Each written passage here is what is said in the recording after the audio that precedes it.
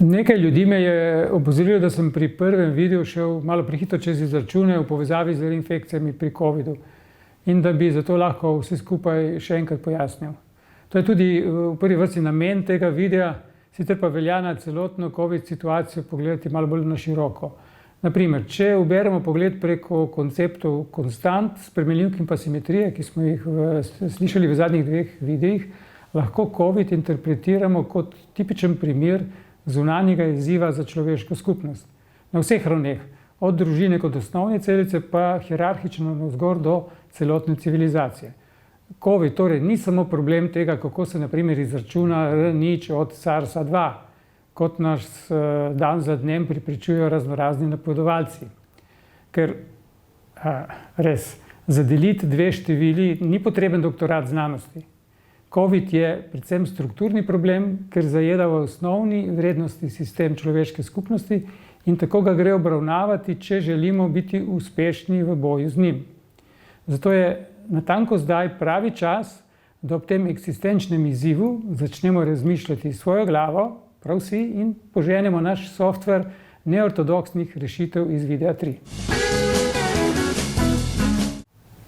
Ampak dajmo začeti pri reinfekcijah. Čudi me, da se v skupini, ki vodi celotno covid strategijo pri nas, niso lotili odgovora na vprašanje, koliko časa drži naravna imunost po prebolelem covidu. To bi moralo biti ključno vprašanje za tiste, ki jih tako zelo skrbi morebitni jesenski val. Po več kot letu dni od prvih okuženih je namreč baza podatkov o pozitivnih na testu z več kot 250.000 osebami zelo primerna za eno obširno analizo. Skratka, kaj je vprašanje, ki ga moramo nasloviti? Mislim, da je to naslednje. Kako pogoste so reinfekcije? Prvič, absolutno gledano, in drugič, relativno v primerjavi z infekcijami pri celotni populaciji. V ta namen je v danem fiksnem trenutku v času na določen dan, ki ga želimo obravnavati, moramo za vsakega iz populacije, ki so covid preboleli, pa niso bili še cepljeni, potrebno izbrati datum prvega pozitivnega testa in ukolikor je šlo za reinfekcijo, še datum potrjene reinfekcije. Zdaj, enkrat, ko smo vse te podatke zbrali, se lahko lotimo postopka izračunavanja. Možnosti je sicer več, ampak ena je na primer tale po korakih. V prvem koraku za vsak dan izračunamo vsoto vseh pozitivno testiranih do tistega dne, POZ od tistega dne, in pa vsoto vseh reinficiranih RF od tistega dne. V naslednjem koraku, v koraku 2, si izberemo časovni interval, ki ga bomo opazovali, recimo začne se z dnevom A, konča se z dnevom B, in znotraj tega intervala bomo vsi skupaj obravnavali te številke. Potem je tukaj še korak 3, kjer postavimo formulo za izračunanje koeficienta nevarnosti ponovne okužbe, torej za nekoga, ki je že bil prej okužen. Ta koeficient je po formuli, ki je vlomek, kjer je v imenovalcu je vsota vseh pozitivno testiranih do dneva A, zgoraj v števcu pa je razlika med tistimi, ki so bili reinficirani, med številom reinficiranih na dan B minus tisti, ki so bili reinficirani na dan A. S tem imamo torej ta koeficient postavljen. V naslednjem koraku pa izračunamo še koeficient nevarnosti okužbe za člana splošne populacije. Tako da v našem primeru dobimo relativno zaščito prebolelih pred reinfekcijo po formuli ρ od tega intervala, je pač razlika med koeficientom za splošno populacijo minus koeficient za reinfekcijo, vlomljeno z KP, torej s tistim koeficientom za splošno populacijo. Zdaj, če to uporabimo na konkretnem intervalu od 1. januarja do 1. aprila v letošnjem letu, dobimo naslednje. Podatki so iz sledilnika in podatki so iz medijev, koliko je bilo reinfekcij. Po podatkih, ki so bili na voljo, je bilo pač vseh pozitivno testiranih do 1. januarja približno 124.000 in do 1. aprila približno 218.000. Ta razlika ga pride v števec, ne. Obenem pa naj bi po podatkih iz medijev, kolikor mi je bilo znano, je približno 180 reinficiranih. No, če zdaj te formule uporabimo, dobimo, da je tisti K z indeksom P, se pravi nevarnost okužbe za člana splošne populacije, približno 4,7, za nevarnost reinfekcije za nekoga, ki je pa COVID že prebolel, pa 0,19. Ko to izračunamo zdaj po formuli od Pfizerja, za njihovo cepivo, dobimo 95,9% zaščito relativno. Kar je vsaj za ta izbrani interval 1. januar, 1. april primerljivo s Pfizerjevim cepivom.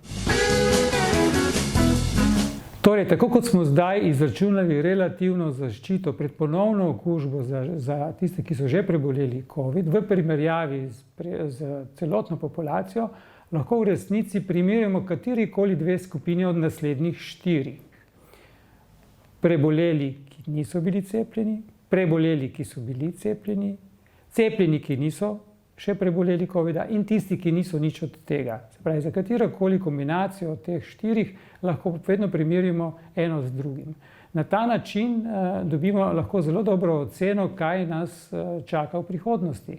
Namreč mi lahko ta interval AB poljubno spreminjamo. Se pravi, fiksiramo A, ne bo to recimo 1.1., s tem B-jem pa potujemo v času. Na takšen način dobimo v času odvisno funkcijo teh raznoraznih relativnih zaščit, kar nam je v veliko moč pri načrtovanju strategije v prihodnosti, še posebno, če nas skrbi ta 4. val. Torej, dela je dovolj.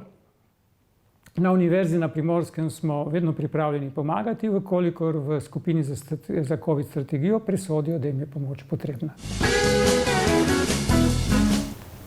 Pri reševanju matematičnih problemov, matematiki včasih ugotovimo, da uporabljena metoda ne bo dala polne rešitve problema. Odzovemo se običajno tako, da poiščemo neke dodatne metode, ki skupaj z obstoječo pripeljejo do iskane rešitve.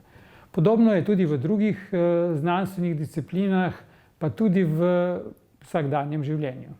Če prenesemo ta princip delovanja na COVID situacijo, kaj dobimo? Zdaj, prvi odziv, kaj je bil pred kakšnim letom dni? Je bil na liniji socialnega distanciranja, se pravi, čim bolj oddaljen drug od drugega, pa še kakšno masko vmes. Drugi odziv je bil na liniji cepilne preventive. Zdi pa se mi, da je umanjkala še tretja linija, in sicer iskanje primernega zdravila. Namreč socialno se ne moremo distancirati v nedogled, saj s tem zradiramo eno ključnih vrednot, ki definirajo našo človeškost. Otrok oziroma mladih ljudi pa najbrž ne bomo šli cepiti kar tako brez dovolj preciznih podatkov o morebitnih posledicah zanje v prihodnosti. Zato je čredna imunost možna samo v kombinaciji prebolelih in cepljenih skupaj. Iz tega jasno sledi, da je iskanje primernega zdravila tako nujen naslednji korak. Na mestu je zato vprašanje, kaj pa ivermektin? Naprimer, trditev o ugodnem učinku pri zdravljenju COVID-a s tem zdravilom je na spletu zelo veliko, tudi v našem časopisju ga je zaslediti. Zato morda samo z moje strani mali utrinek iz članka iz ene od znanstvenih revij. Za 18 afriških držav okoli ekvatorja, kjer je to zdravilo se jemlje profilaktično kot preventiva za okužbo s nevarnim zajedalcem, ki povzroča slepoto, se je izkazalo, da proti države imajo bistveno manjšo incidenco COVID-a kot druge afriške države. To bi vsaj, po mojem mnenju, moral biti znak za akcijo in to hitro. Ker pa akcije ni, kvečemu so kakšne protiakcije, naj dodam še nekaj vprašanj. Prvič, zakaj blokade v znanstvenih revijah za rezultate raziskav v zvezi s tem zdravilom, ki dajo ugodne učinke, ugodne rezultate? Zakaj blokade na socialnih omrežjih? Je mogoče tu razlog, da je zdravljenje s tem zdravilom preveč poceni? Bom zaključil najprej željo, da jesen mine brez novih valov. Da bomo zato spet lahko imeli človeka vredno življenje. Brez socialne distance, blizu ljudi, ki so nam blizu.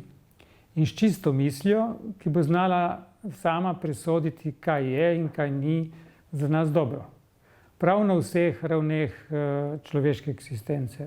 Od družine na eni strani pa navzgor do celotne civilizacije.